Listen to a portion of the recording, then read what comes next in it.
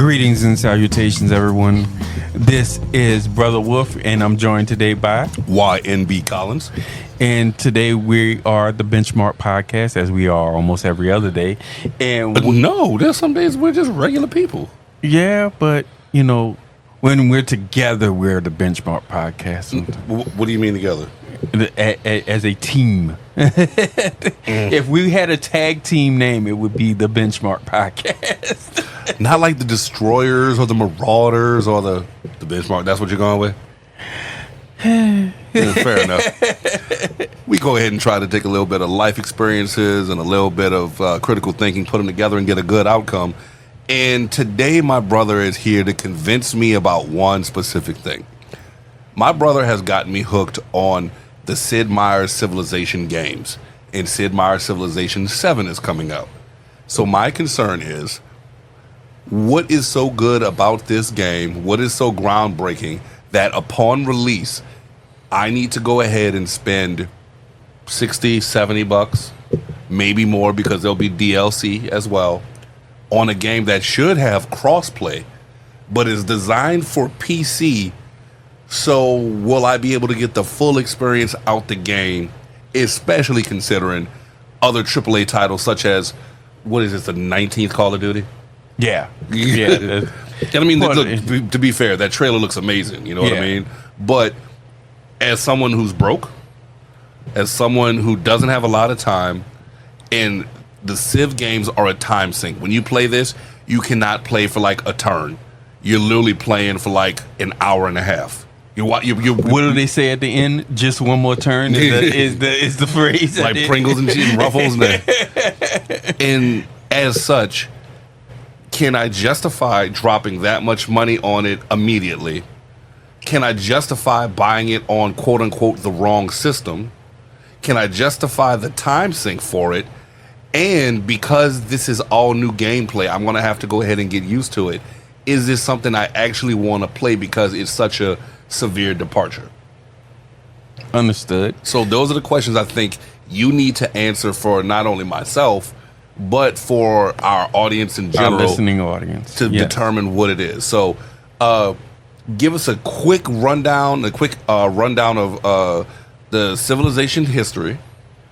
Talk about a little bit about gameplay so that way we know where we came from and what we're moving to and why some of the changes are so groundbreaking, might be the word. I don't know what it is, but it's definitely a shaking of the status quo. Absolutely. And the first thing I want to go to you is to see if you can remember this. No. So, how long have me and you been playing Civ games? We started playing at Civ 4. I played Civ 4, Civ Revolution, Civ 6. And when did Civ 4 come out? That is beyond my pay grade to know immediately. This is one of those things we have to ask the interwebs. And since my phone is charging in the other room, I cannot answer that question reliably or faithfully. Well, in order to go ahead and... I'm going to say before 2010, though, is my guess. Correct. And one of the reasons why it can be definitively said before 2010 was because we actually started playing Civ 4, which had just came out shortly after Katrina. Which I know that because I remember Rev Ross was playing it, but I wasn't really fucking with it at the time. And then we got more into it, and I'm like, all right, well, I'm going to take a turn. And then we went from there. Right. And I think that the main... Bring your phone up here. Speaking to the mic, you always do that. So it came out actually October 25th, 2005. Whoa. Yes. All right. So we were probably playing around 2007, 2008. Yes. And the reason why I bring that up is because I think we have a lot of fond memories of back during that time.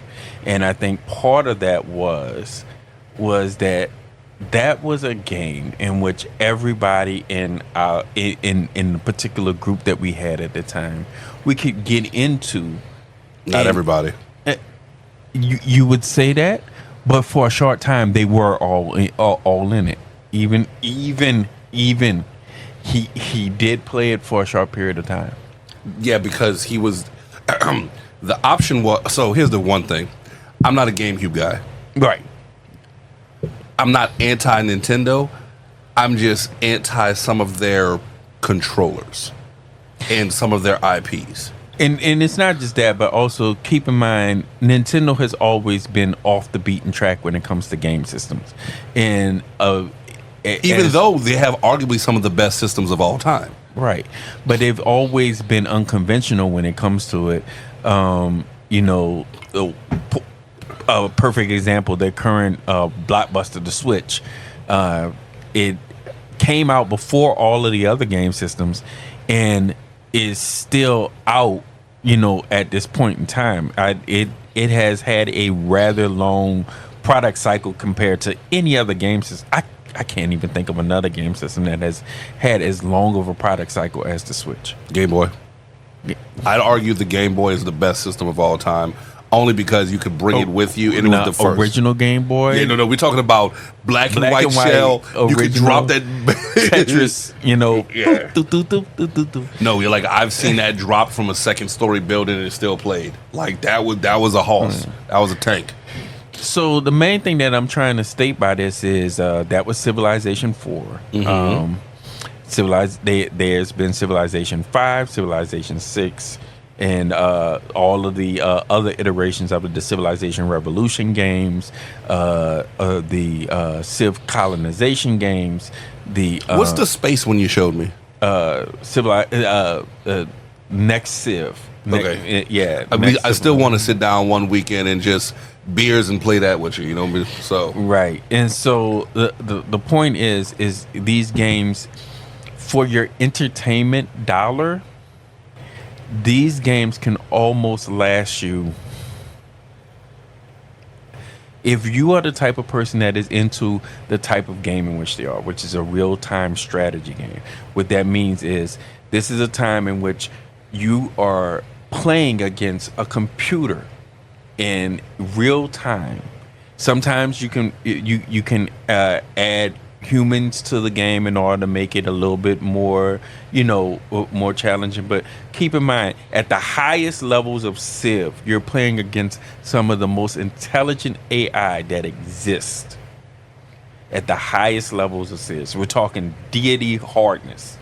You're playing against some of the highest levels that they've at the time in which the games came out that they had available to them.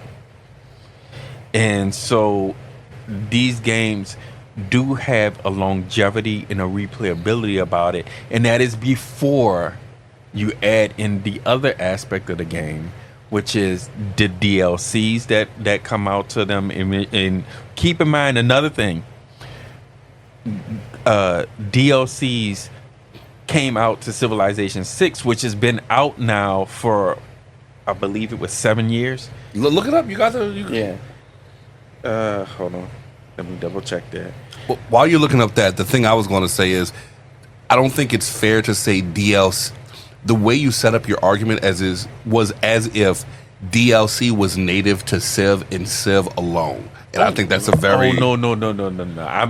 But... I mean, Civ will get DLC, that's for sure.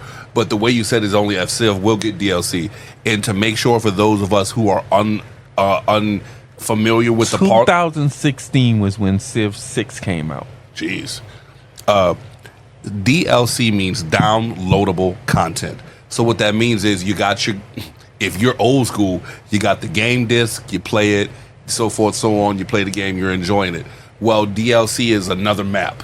DLC is some more skins for the character. So Fortnite always has new DLC. That's why Fortnite's always played, because you got the it's dances. On you like got the season 5, chapters 12 or something like that. It's over 14. It's well over 14. Well, I'm talking about their first season went to 14, but now they've gone to season 2, which had 14. Then season 3 I meant had 14 seasons. That's what I meant.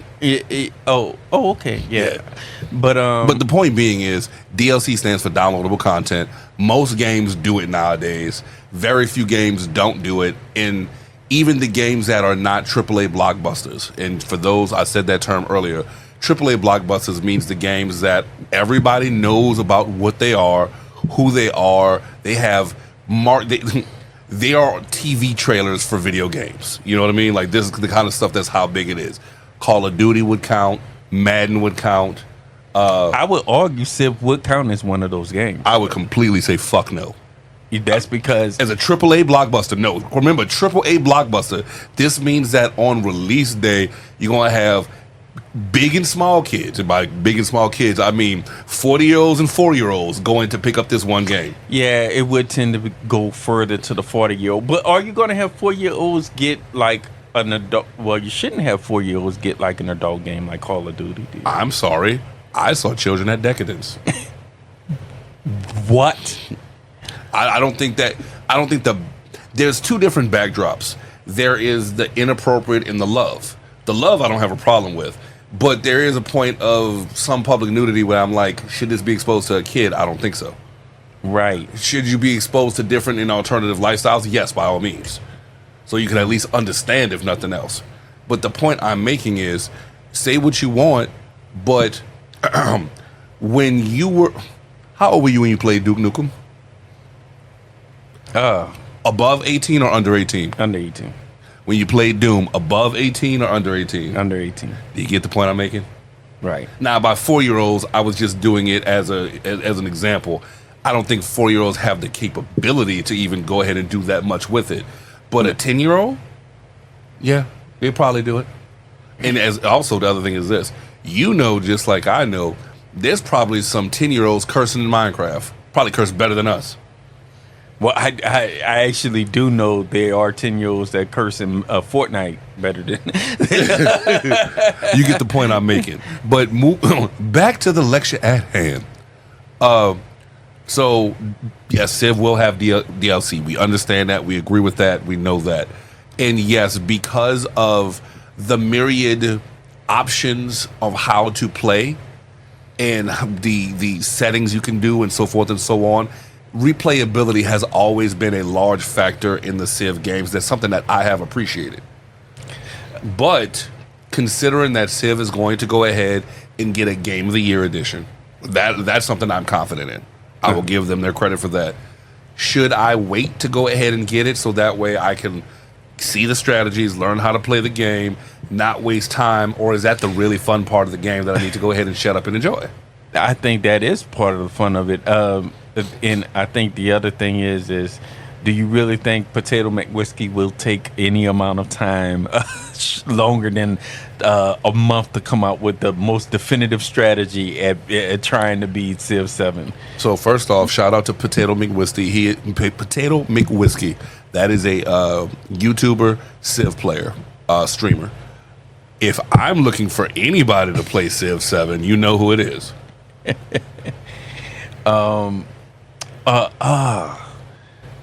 I do know Spiff and Brit. Yep. That's some Yorkshire tea.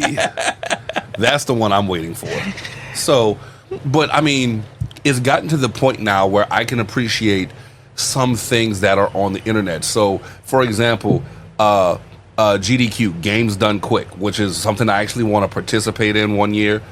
Games Done Quick is a bunch of people that go ahead and stream people speed running games and showing you how the game works and so forth and so on. That's a really cool feature. That's something that we can go ahead and do. And people like that. So pick a game that you tried to play when you were young and you just couldn't beat. There's a guide on it on the internet somewhere, from Maniac Mansion to Simon the Sorcerer to Full Throttle to Mario 1, 2, 3, Lost Levels, World. Right. I can't even name all the Mario games. I'm not going to try. I mean, at the old days, I just used to go to GameFAQs and just. But yeah, you can now go see the video and go ahead and see the pixel you're supposed to line up on, or get multiple ideas. Like there's a channel I watch, You Can Beat Video Games. Watch him beating some of that old stuff, and he's not even speed running it. He's just like, this is how you play the game. So now I don't need, as much as a gamer I am, there are some games I don't need to play. I just want to help experience with you. Like a cat of mine I know, watch me play Prototype, because like I don't need to play this game. I just need to watch it and I'm good to go, and I don't need to do anything else about it. As an example, you know what I mean? Like, you said this before, I've said it. If I have a choice, you should always play Resident Evil and Silent Hill with friends so you can see who jumps first. And Dying Light. I mean, you could keep picking Dino Crisis, whatever, but Right. as one of those where you could do it. Civ could be fun with people, but you got to have, like, unless you're the kind of person throwing a LAN party, it gets kind of to now that we have different schedules. I'm a bartender, you're retail. For us to have consistent 5 hours off to do only one thing we want to do, and remember, you are a father, you are a husband, you are a manager, you are all these different things. So to carve out 5 contiguous hours. Well, it doesn't have to be continuous though. That's Like we say live you play- in the save era. I mean, we What's live it? in a time we live in a time in which you can take a turn, save your game, and then You're not taking, you just said it, you're not taking one turn in Civ. Well, I said that. Are you saying you can take one turn in Civ? what I'm saying is No. I'm asking you this question. Can I'm you not- take one turn in Civ? It's like a game of chess. It really is, because it comes into the same thing. When you sit, it is, of course, it is more enjoyable when you make more moves. Absolutely, there is no denying that. But you're not answering the question. I'm holding you to this, sir. Could I take it? Yes. Would I enjoy it as much? No. That's what I'm saying. You know, like to be crude, who has sex to not orgasm? you like, come on, like the point is to not have fun, and like that's one like you're playing no less than 10 turns, no less. But like I said, and this is just like, in a perfect example is how we used to play Civ back in the day. We did not all the time used to sit down for one long game, because those games used to be long. But what we do is we play several rounds, and then we save, go about doing whatever it is else in your life, and we'd eventually come back to the game. And here's the thing, though: one, we were all living with each other at the time. Right. 2, But that was, keep in mind, this was way before internet play became as prevalent as it is now. and we could afford it. Yeah. So nowadays you can actually do a lot more internet play. But than that what goes you back could to my before. initial point of we have to have the same time frame off to do it. And part of the reason why we still had that time is that what? I was still doing my some collegiate work, trying to finish up some this, trying to finish up some that. You were, I don't remember what you were doing at the time. Multiple things. Including work in college stuff and everything. So like that. and because we were collegiate, what's the name for it? Loans and so forth gave us more time to do stuff because we didn't actually have to. We didn't want to have the loans, but we had more time to maneuver and do things. Fair. Fair. And that's one of the reasons why it's a concern is that I know this is a time sink. Period. Like I think that is a very fair statement. And as such, can I justify that? I don't know I can. Well, And I'm talking about for me specifically. Right. If you're a 9 to 5er, you might set it up where Saturday morning you wake up and from 9 to 12, Civ time. Then after that, stop playing. The alarm went off. I finished the rest of this turn, save the game, close it, and then go wash the dishes, do the laundry, clean the whatever you got to do. You know what I mean? If you're a 9 to 5er, but if you're not a 9 to 5er, which more people are than not, can you do that? And more importantly, what system are you going to get it on? Well, you already know the answer to this. Well, And they don't. That's why I'm setting it up that way. but the answer to this is I'm going to get it on PC. Okay. And the reason why is because the other systems in which it's available on, I really think I would have to buy those, except for the Switch. I could possibly get it on the Switch. But the other systems in which it's available on, I would have to purchase those systems in which it will be available on. You're not just going to do like other parents and just accidentally on purpose take your child's system. The funny thing is I decided to go ahead not that long ago and play Dark Souls for the first time because I was like, this is supposedly the hardest game known to mankind. It's a patience sink. No, it's not difficult. It's a patience sink. You have to go. You can't skip the cycle. That's what it is. No, you have to go through failure after failure after failure before you get the success of what you want in that particular game. And so I did borrow a PlayStation 5 from one of my kids in order to play that game. Evil man. So yes, I did go ahead and do that. But the point is that I prefer PC gaming. I have for a long time preferred PC gaming. I was one of the first people to introduce my friends to Xbox way back when it first came out. Yes, you did. And I do have to say, I still remember to this day, and this is going to be when this conversation turns from a G-rated conversation to at least a PG-rated conversation. Stop Crimson Skying right now. I already know what you're I remember when Adam used to say he wanted to get the booty. Now, I'm not saying who Adam was, but I am saying that there is a moment in which we all remember. Hold on.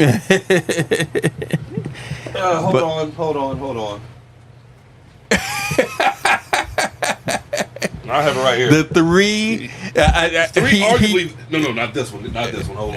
Yeah. Not this one. But there are arguably three games that completely made the original Xbox that my brother still has to this day. And it just as a thing, I wonder how much those would go for these days. You can look it up later, but I don't think it's going to be that much. Yeah, these days for one of your light things fell back there or something like that. All right. Sorry about having a junky studio, but in my hands are Jade Empire, Knights of the Old Republic. Yes. If you know what that means, you know what that means. If you know, you know. That's I the also same. have, just because I wasn't for the $1 million drop on the 5-knuckle shuffle, but I have Grabbed by the Ghoulies. I giggled a little too much when I got that game. But if you've never played it, there's a game called Crimson Skies. This is one of those, and we're going to do one on this one. I want to make a Kickstarter for Crimson Skies 2. Just to have Crimson Skies 2? They have to do it. They have to do it. They did Capture the Flag. You imagine it's the Tailspin universe, but it's all humans, and you're playing Capture the Flag, and you're playing in a biplane, and you're shooting all your friends down, and you're playing Capture the Flag. And when you get the flag, the announcer comes on the screen. Hold up, excuse me. And yells, "The booty has been taken."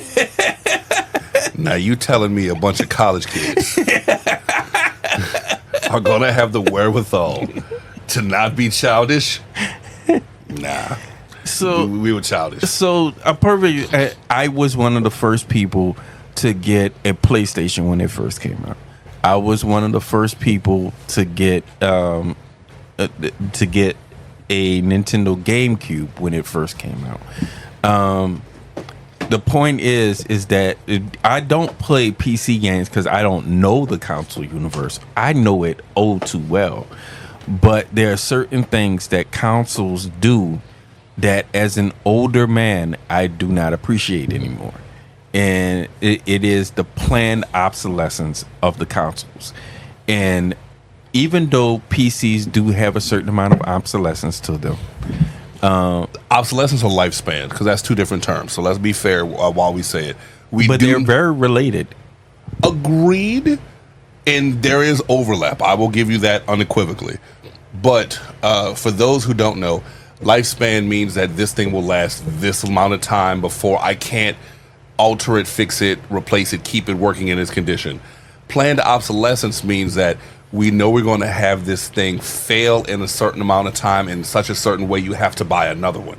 And it keeps the capitalism cycle going. So the original planned obsolescence was, I think it was potato peelers, because they had made them the same color so you lose it in the bag and just have to go ahead and get another because you couldn't find a damn potato peeler anymore. And it's one of those things where I just... if you're a gamer, you know what stick drift is.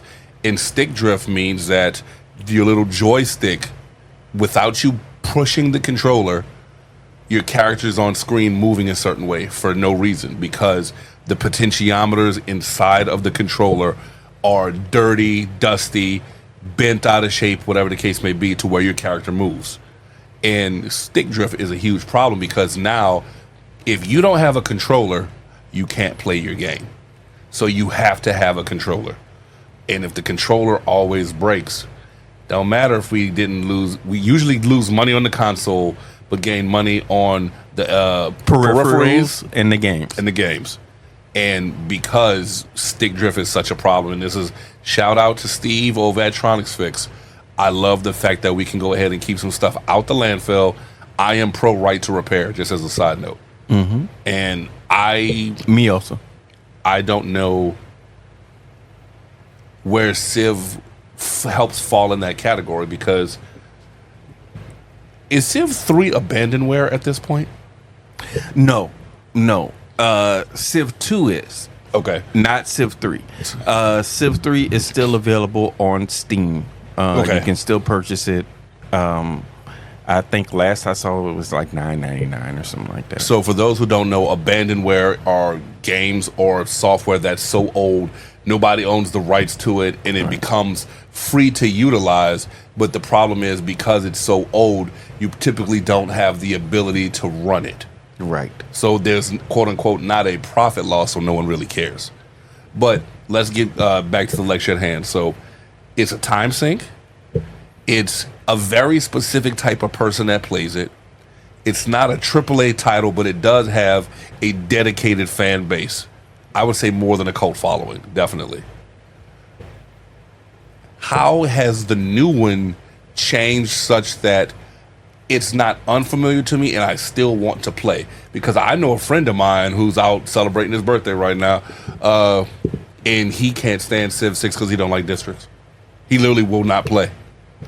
So, as part of it, what do we want to talk about the similarities, or do we want to talk about the differences? Yes. First. Well, you pick, because it's one of those. It's column A, column B. You know what? It doesn't matter, because if you don't have a basis to go on, which I'm pretty sure most of our listening audience doesn't.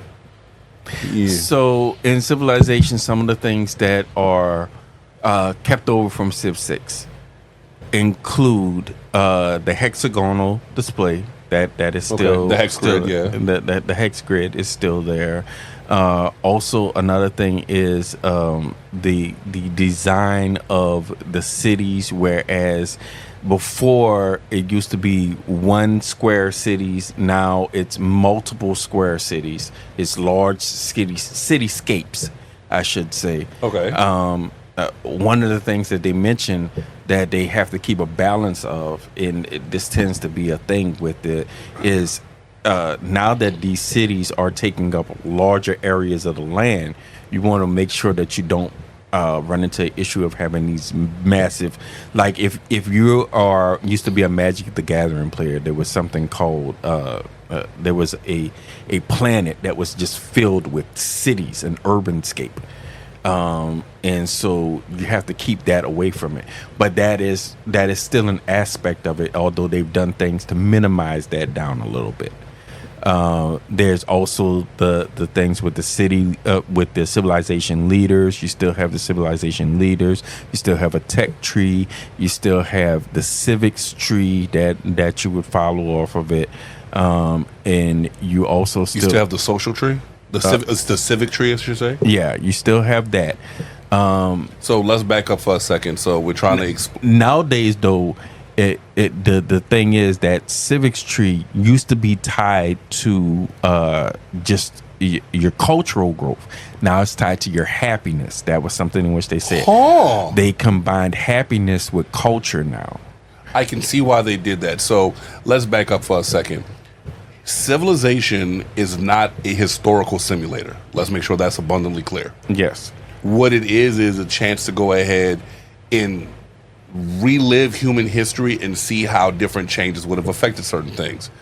What happens is there's a research tree, and this plus this unlocks this. So, for example, you start off by learning the wheel because the triangle just wasn't working. Right. You know? Right. And then from the wheel, you learn Instead archery. of letting the horse ride you, you ride the horse. Yeah, you know. Being rich. Save a horse, ride a cowboy. What? But you go through and you learn different things. So with a little bit of time, you learn irrigation, and then you go ahead and from fishing, you learn sailing. With astronomy and sailing, you learn cartography, and like things combine, and it makes sense because it's like you need this to go ahead and do this. Like you can't. You have to know that something's away from you to know to walk to it. You know what I Right. mean? So And- you can go farther ahead in the Civ tree to see what is in it. That's the other good thing of it is you start at the basis of it, but you can shift all the way over to the end to see and plan ahead. Civ is all about planning. It's Agreed. all about strategy. Agreed. And the civic tree is the same way. Before it was based off of culture, and you'd go ahead and say this civ plus this civ yields this, or this and this yields this, and it makes sense. It's one of those I'm like, okay, cool, dandy. But now that it's changing, let me go ahead and start it over. We now have a new method of gameplay. How deleterious of an impact do you believe it will be on your play style and how you normally play the game? Well, I think the old me would have found this like very irritating because I never the me that played Civ 4 never used to care about happiness. Never. The me that played Civ 5 at the beginning didn't care about happiness. Later on, I realized that, wait a minute, the reason why my cities weren't producing as much is because they were depressed.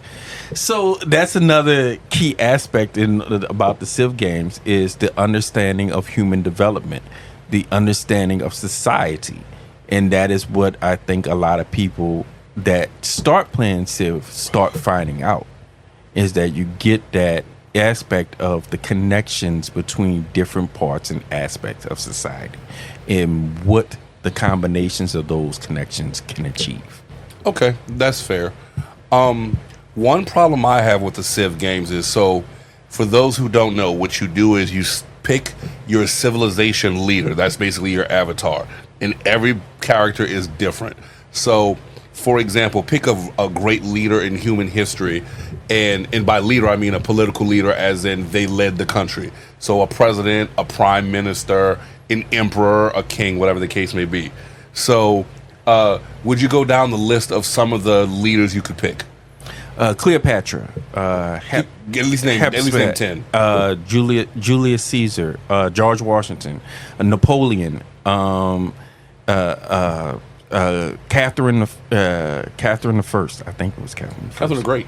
Catherine the Great, Elizabeth, Isabella, the Mansa Musa, Ahsoka, Montezuma. Gandhi. You know, like there's so many of them that you could go through. Which Roosevelt was in the game? Teddy? Teddy, yeah, Teddy. So we just named a few examples of. Actually, I think they both were. I think Franklin was too. I couldn't tell you, but the point I'm making is that each leader has different. Each country has different units that are special to them. Each leader has different qualities that are special to them, and unfortunately, some leaders just suck. Well, it depends. Okay. It depends on what you're trying to achieve. Nope. We can't really get. When's broader. the last time you played Civ 6 as King Philip? I'm calling you. No. This is one of those. Some leaders just plain poo stanky bad. Say it with me, y'all. Y'all heard this before. I bet your Potato McWhiskey could do it. Yeah, but he. This is what he does. That's almost his living. No, say it with me. King Philip in that game. Fresh baby diaper, hot Georgia's son. No, just straight trash. And that's the unfortunate part of it. I'm not saying that to be mean. I'm But like, leaders have special abilities, and that's what I think you're getting at. and some of the abilities do not help you along. So Lord forbid somebody new plays this game, picks the poo stanky person, and is like, well, fuck this. Throws the controller, goes back to GameStop and try to sell it, but you can't do it anymore because everything's digital, so there's no return in the disc. So now you just spent $60 because this motherfucker's garbage. Not garbage. Garbage. But is that a fair assessment, though? Yes, but I will tell you something that they done to fix that with Civ 7, which is the fact that now your civilization changes through time. Now, what do we mean by that? What we mean is a civilization like the Roman Empire will start out as the Roman Empire, perhaps, or maybe even start out as the Greeks. And then eventually they will morph from the Roman Empire to the Holy Roman Empire, to Normandy, to France, or another nation like that, or Spain. The civilization will actually change with time and have new attributes and abilities based off of that change. What if I don't want to change? So if you don't want to change and you want to keep it, there will be an option in which it will it will give you three different so early civilizations will have certain benefits that will benefit an early civilization. But those benefits, like let's say back in the day, Montezuma had a great benefit at the very beginning of the game. Yeah, the Eagle Warriors. The Eagle Warriors were top notch. They could beat any other warrior group that they ran across on the field of battle. In a straight one-on-one battle, no modifiers. One-on-one battle, no modifiers. But later on in the game, that special ability does you nothing. So they did this. They thought about this and they said, okay, now we're going to have these nations go through that. Okay, this nation this nation that was maybe Ahsoka or something like that, or the Indian that had great religious starters or prophets, the ability to do that. Later on, they're going to develop great great technology wonders instead that would not have helped in the early game, but now are key in the late game. So it makes a big difference on that. Also, the amount of leaders is going to statistically go up dramatically. The reason why is because you don't just have leaders that led nations anymore. That was a big thing about Civ, was some people said, okay, this person was technically not a leader, but I want to play with them in the game. And now people like Edgar Allan Poe are available as leaders of your civilization. If you can imagine America led by a person like Edgar Allan Poe. I mean, if you like Billie Eilish, I'd see it. Or America led by Thomas Edison or something like that. So, yes, these are all possibilities now. So, wait, let's back up for a second. If that's the case, if we keep choosing, then why do we pick in the first place? Because they have different attributes. They have different, each one of them would have, America led by Edgar Allan Poe would No. I'm drastically different. I mean, obviously, what I mean is in the initial, if we know we're going to change, is the setup that different? Will it make that much of a difference? Yes, it'll make that much of a difference in the overall, not just the direction in which your civilization goes in, as well, but your race, and also the art of your buildings even change themselves. Like the houses that your buildings build, they will look drastically different depending on the leader that you have. That was another aspect that they taught about it. It's the small things, it's the subtle things that make things change. Okay, so let's go ahead and do a quick recap. This game has come out, or coming. When does it actually drop? February 2025. So we got over 6 months. So yes. At this point, I'm hyped though. Well, here's my concern. It's after Q4, which is kind of a fuck up on Firaxis Games' part, because you'd want to be good point. Yeah, like you're a Q1 game. What? But it makes sense, because if you want a game that won't have as much competition to hog up that doggone space, I'll give you that one. It's changed its significant gameplay to where it's almost a whole new game. It's trying to be on multiple platforms and do crossplay, which means there's going to be server problems off jump, which means As someone who is a Shadowrun fan, I've admitted that before. Shadowrun was a PC Xbox 360 game that had crossplay, and it just didn't work well. It was too many platforms. It went all over the place. We didn't have the technology but you have to start somewhere. The problem is that do you want to be part of the test subject to go ahead and get there, but not get there? I can't articulate that better, and I wish I could. But I'm saying is that we know that this game is either going to be great at first or really buggy. Is that a fair statement? That is definitely a fair statement. So this is a huge endeavor for Firaxis. Shout out to E. Studios. This is a Herculean task. For Firaxis and 2K Studios to be able to accomplish what they're trying to do. It has rarely ever been attempted before. And to me, like I said, a game that's coming out off season, a whole lot of time from now, like we don't know if we're going to be alive tomorrow. You want me to plan for that? Well, we just talked about it being a $60 to $70 investment, so yeah, you are going to have to plan for it. That might be buggy. Yes, that's the problem I'm having. I'm like, I'm hoping things go well, but just like I know, so much crazy nonsense. But if we look at the past, if we go back to it and look at it, this is the one product. There are certain developers of games that I feel confident in the fact that they will produce a good game. Firaxis is one of, I'd say maybe 3 that I feel confident in that they are capable of producing good games. Do me a favor and just pull it up right now, because I don't know who actually produced it. See who produced the last XCOM games: XCOM Enemy Unknown, Enemy Within, and XCOM 2. It wasn't Clay. I don't know. That's why I'm asking you to check. That's you have the phone. That's why I was going to say Clay is one of the other companies that I would feel that way about. I don't think it is. But the reason why I say that is the XCOM games have a research tree comparable to Civilization, and in the original XCOM game, in the Xbox 360 XCOM game, XCOM Enemy Unknown, Sid Meier's is actually a hidden character. So that's why I'm like, okay. We see the influence this man has had.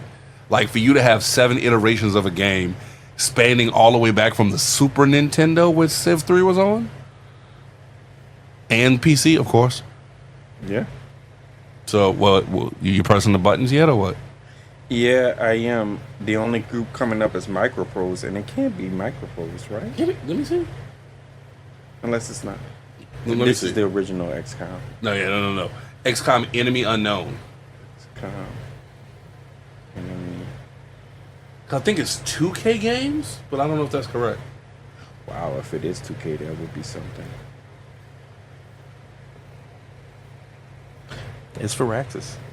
They did do it? Okay. Yeah. So, like I said, Firaxis is one of the few companies that I think they don't just put the intelligence towards the AI in the game.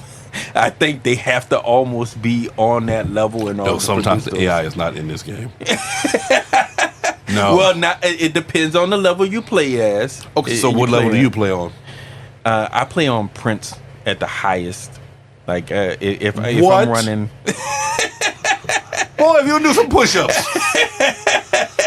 You're still doing that? Hey! I'm playing King Emperor.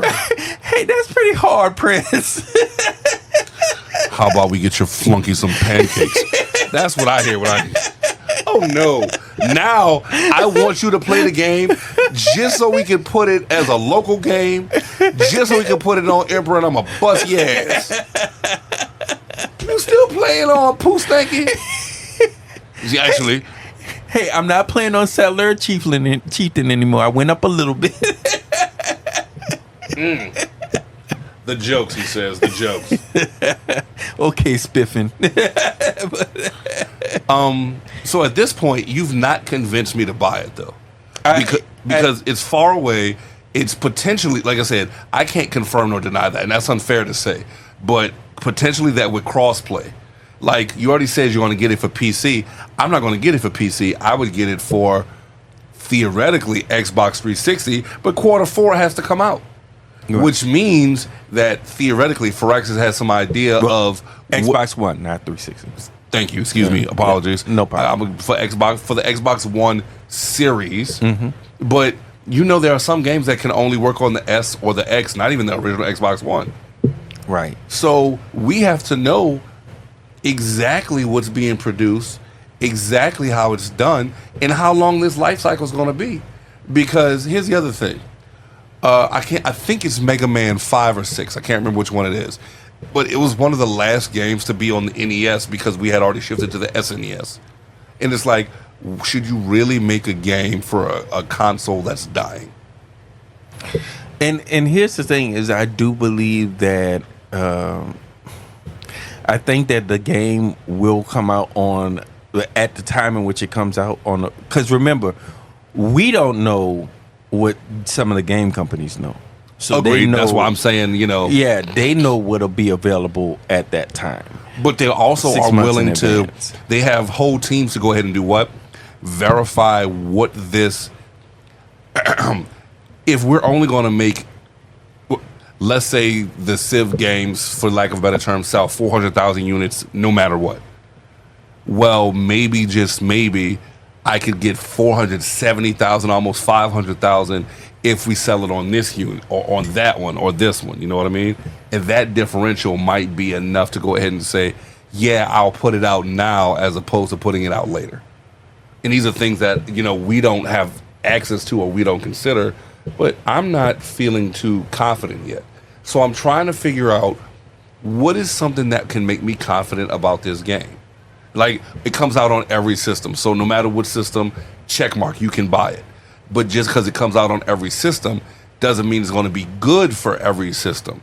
Negative. Also, the developer has a huge history of being involved in games in which have been in this line that worked. That is true. Because remember, if I didn't even know they produced XCOM, but considering the fact that XCOM does have lots of real-time strategy elements to it, it doesn't surprise me completely. And so I do think this, like I said, based on its past history, this would almost be considered a slam dunk. Okay. A slam dunk for them, but what about for the average consumer? Like we said, would you say this is a niche game, or would you say it's a genre game? Because that's two different things, and I don't know if I'm articulating that well. Yes, you are. I get what you're saying. Is this a game in which you could say every real-time strategy person should have, or is this a game in which you could say most gamers should have? Yeah, and I think this is a real-time strategy only, and I don't think that is as popular of a genre. I get it, although I do think it is becoming slightly more popular. I would agree with that, yeah. But I think it's on the cusp, which I think is part of it. I think it's on the cusp of it becoming that. And I think that this game, based on certain aspects, I mean, one of the things I didn't talk about, builders. My brother does not like builders. I don't dislike them. I just don't. First off, whoa. You have to explain to our listening audience, because, like I said, if by argument this is a niche game, no one knows what the fuck you're talking about right now.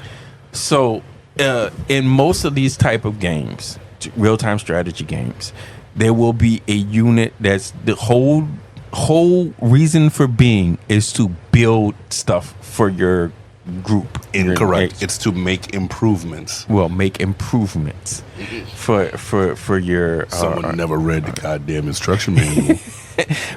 for whatever group you have, in it changes based on whatever game you play. But in the Civilization games, it's called a builder unit. This unit it builds your farms. This unit, it it builds. It improves your resources. It improves whatever resources. Changes you the have, landscape to gold. an extent. They are a true heart of your population in most of the other Civ games, from Civilization at least 2 to 6. They had that particular unit. In Civ 7, that unit is no longer there. What happens is, essentially, just like with a Wonder or something like that, your city planners just start building up whatever unit it is, and it takes however much time in order to make it. So my phone going off. So yeah, like I said, at the end of the day, I do think that is another aspect that will either be remarkably great and make it appeal further to more mainstream people, or it will be another thing that could potentially cause it to The nail in the coffin? to fall apart. Yes. So let me go ahead and put it this way. Let me ask these two questions. Question number one is that, do you think builders were integral to the game, or do you think they were a non-fast-tracked aspect? Because when we talked about it off mic, one of the things I said, I was like, I have no problem with that, because In the late game, you don't know what to do with them. yeah, there's no reason for them in the late game. And then combo that into, so remember we said for Civ 6, you're built on a hex grid. So obviously, if your city's on this grid, you have 6 grids surrounding it, or 6 tiles, or 6 whatever you want to call it. Once you get to 3 and 4 radius away grids, your civilization can't utilize the resources that they have. Examples of resources: deer, rice, whales, oil, uranium, all this stuff. And you can't do anything with it. So if I can't do anything with it, why the fuck do I have it? Right. Like, I'm literally just sitting here with a useless resource. I mean, there are later. A lot of people have figured out when's the proper time in order to chafe whatever resource they have and just get whatever you want out of it and just expend Get the production. You're right. But that's one of those. If that's the case, why am I worried about it in the first place? You know what I mean? But this also leads that, well, how much of this is automatic and how much do I have control over? Right. If it's automatic, if it's on rails, do I really want to play it because I'm not playing it? One of my biggest arguments about Final Fantasy X was it was a movie. It wasn't a game. I enjoyed the movie, but it wasn't a game. Blitzball wasn't a game. Just like the Mercenaries should come out, Capcom. Do you want to make some easy money? Yes, you do.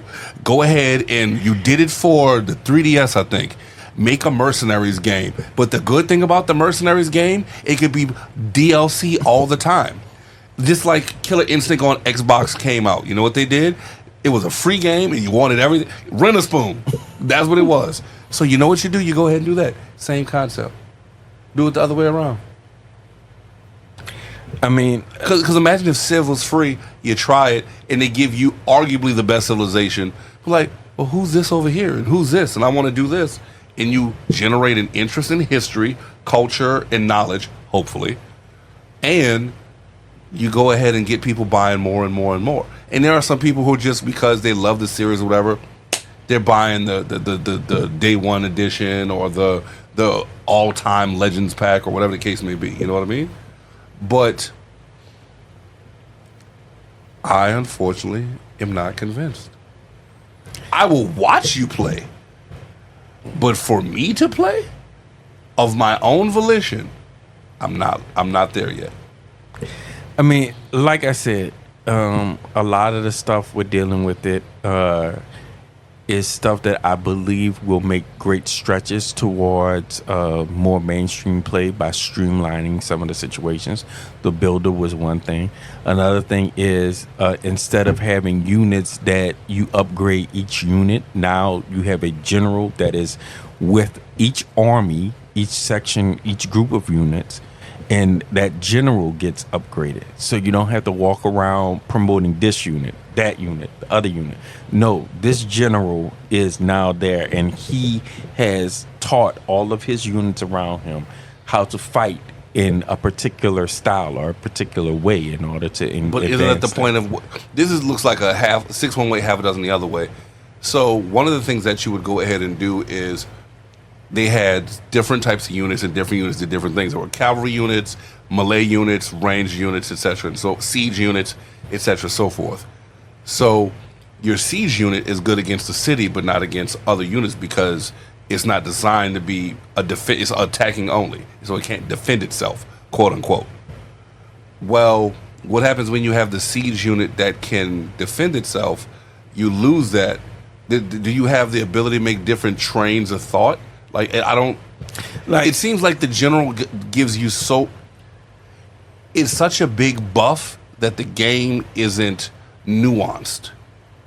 Well, remember, part of it is we're trying to make it so that you can have complexities if you want, but also we want to make it mainstream enough whereas anybody can pick it up and start playing. And it's a balance. And see, that's where I'm pointing right now and saying that's the failure of Civ 7.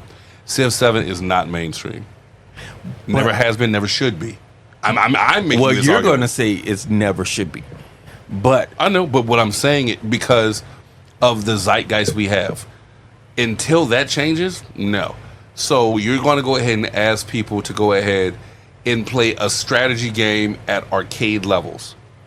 That's what you're asking for. You're asking for a more toned down version of Civ Revolution. I don't believe it's going to work in that manner. I don't believe it's going to be good. And I do believe if the vision I have of this game is coming through, heads will roll at Firaxis. wow. So at this point in time, sir, I will watch you play. I will play your game, but I will not pick up the game of my own volition. And like I said, as someone who has played multiple Civ games, I'm going to play more than 3.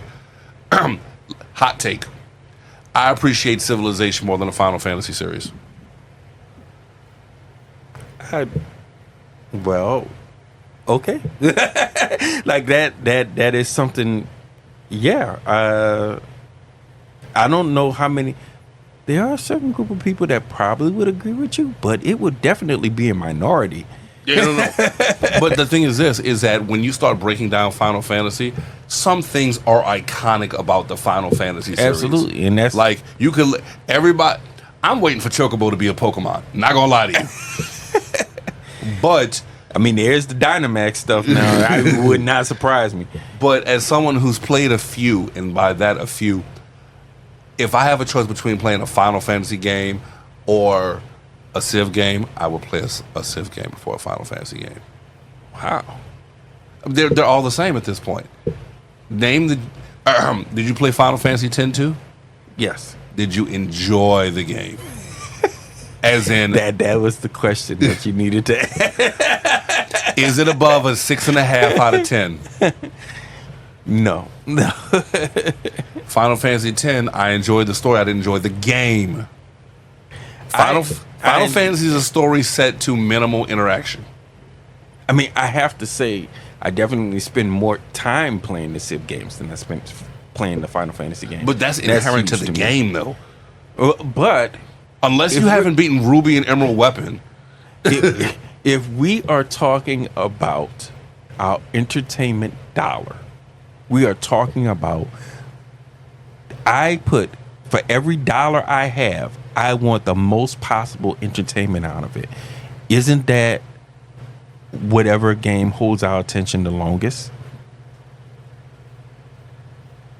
So that's why I argued about AAA blockbusters earlier. And that's why Civ is not a AAA blockbuster. So at this point, following my logic, your stance is lowered. I mean, but in the field of replayability, because you have to have different attributes, because as far as I know, and I'm not the Call of Duty guy, but as far as I know, when you play Call of Duty, what happens is it is all reliant on player skill. Everybody's crosshairs are set at the same height. You choose what your loadout is, but there is nothing inherently different besides that. Is that a fair statement? Yes. So that's why I'm like, at this point, Civ is more strategy defined than Call of Duty, because Call of Duty just becomes how good. There's a video that I saw it and I couldn't stop laughing. The dude was so good, he picked a sniper rifle and could kill you, turn around, run to where he had a clear line of sight on the next spawn site, and pop you the second you loaded. Yeah. And he did this for like 14 kills straight. And I was like, I would fight somebody. I mean, honestly, you don't know this, but that was one of the reasons why I stopped playing those kind of games. You used to play, what was it, Battlefield? Yeah, I used to play Battlefield. I used to play Unreal Tournament. I used to play, I used to play Apex Legends. I used to play a lot of different games like that. But they had people in those games that just came to such a level, whereas it made it very difficult for a regular person to play the game. That's one of the chief complaints people have leveled against Call of Duty games, is they said it makes it, you're that good or you're not that good. It's Right. haves and have-nots, yeah. and there are, and like I said, I feel as though with a game like a Civilization game, you have more of a chance of getting more entertainment instead of just the moment you log on to a game getting shot and not enjoying it. Yeah. And I'll get that, and I give you that. But unfortunately, there is a multiplayer mode and a story mode. Civ doesn't have a story mode. It's just single player or multiplayer. They have the what's the word for it? Like the do this, not tactics, not tutorials, challenges. Yeah. But at this point, Scenarios. There you go. Mm-hmm. But no, I'm interested, but until it comes out and people say, dude, get off your high horse and play this game, I don't know. Well, I mean, hey, at least if I got your interest up in it, if I got certain people's interest up that listen to the podcast in it, I feel as though, at least at that point, my job is done. Because I feel as though I've gotten people at least thinking about it. Because it wasn't that long ago before people didn't know that it might have been coming. I don't even know if some people knew if Civ was out there, So let me go ahead and back up to this, though. In today's microwave, soundbite, immediacy, TikTok, fine, very quick turnover cycle, you know what I mean? We got people thinking about it, but did we get retention? And that's what it is I think they found that well, it's yet to be seen exactly what the peak amount of time is to start hyping on a particular game. I don't think. There are studies that they're probably doing, the major companies, to figure it out, but I'm almost certain that it's got to be somewhere around 4 to 6 months. It's got to be.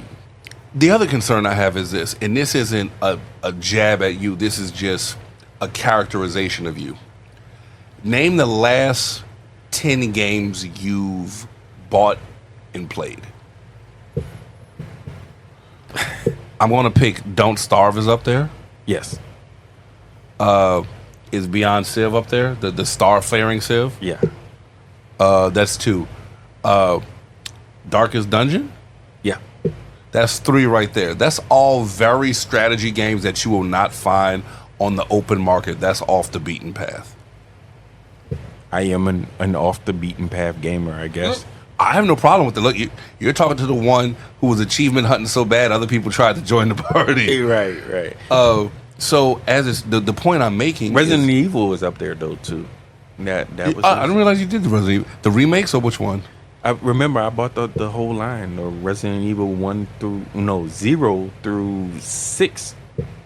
So that's 0, 1, 2, 3, TG, TG. because that's the light gun games too. One of them in Outbreak. Outbreak, 4, 5, 6, Mercenaries, Yes. 7, Veronica.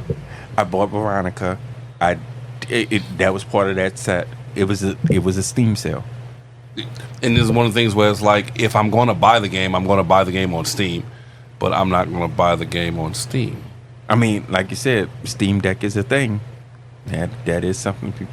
Here's the thing, though, man. Like, I got for all my people who have that bullshit to deal with out there in their life, white, black, old, young, rich, poor. You can't stand your fucking lawyer because you paying them. I got lawyer bills, son. Lawyer bills. And that's why it's hard for me to just justify dropping this time and that energy onto something where I could be like, I could get rid of this bullshit out of my life and exult. I mean, Let me put it to you this way. When I finally get rid of my lawyer bills, please go ahead and say this favorite line with us. 18 years, 18 years. And on the 18th birthday, found out it wasn't his. Yeah. Come on, man. When I get rid of that, I will free up money. That's like people who have storage bills. People who, like, when they finally pay off their car and, like, yes, and then it wrecks the other day and you want to kill everybody who's not you. Yes. Yeah, you see? You know, can I justify dropping 2 weeks worth of gas into a car? Can I justify, because I'm a single man, that is 2.5 weeks worth of groceries. That's a good bottle of scotch.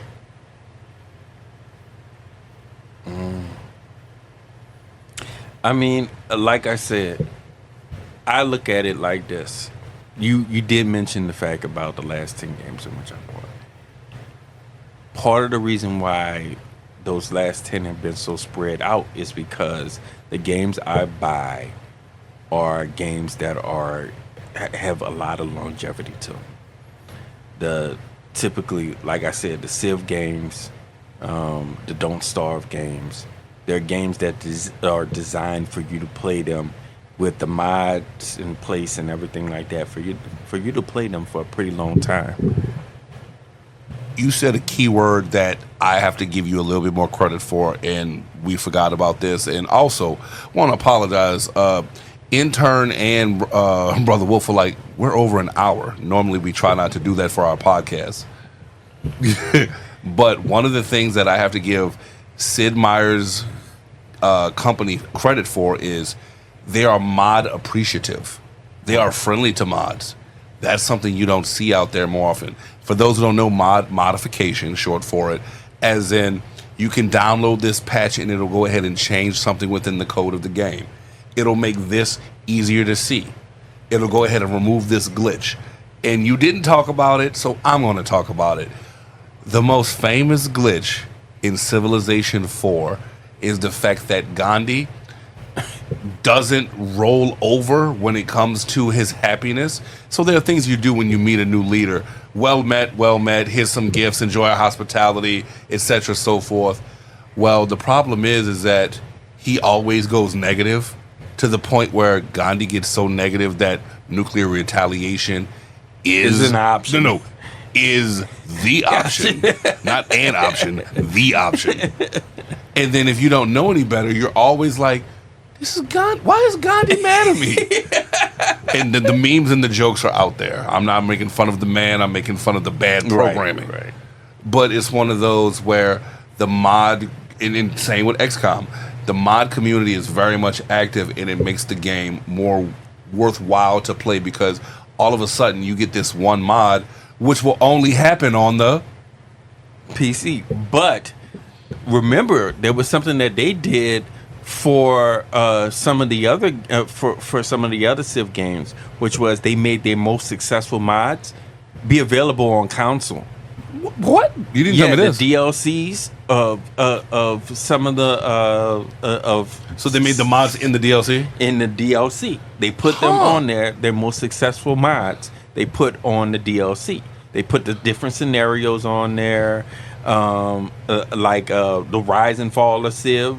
You remember that scenario? That was created off of a mod. So they connected it to it. One of the things Firaxis did for Civ 7, they've already given the kits that they're using for the game to mod developers in order for them to see and work with. Okay, and as somebody who's right to repair and openness, I kind of fuck with that. So that's kind of cool. So that's one of the things is which I say about it is they, if there is one group that can do this, it's them. I understand your hesitation when it comes to it. $70 is no joke, like you said. There are certain things that you can spend that $70 on that aren't even entertainment related. Let me go ahead and put it this way. Remember the Temptations TV series?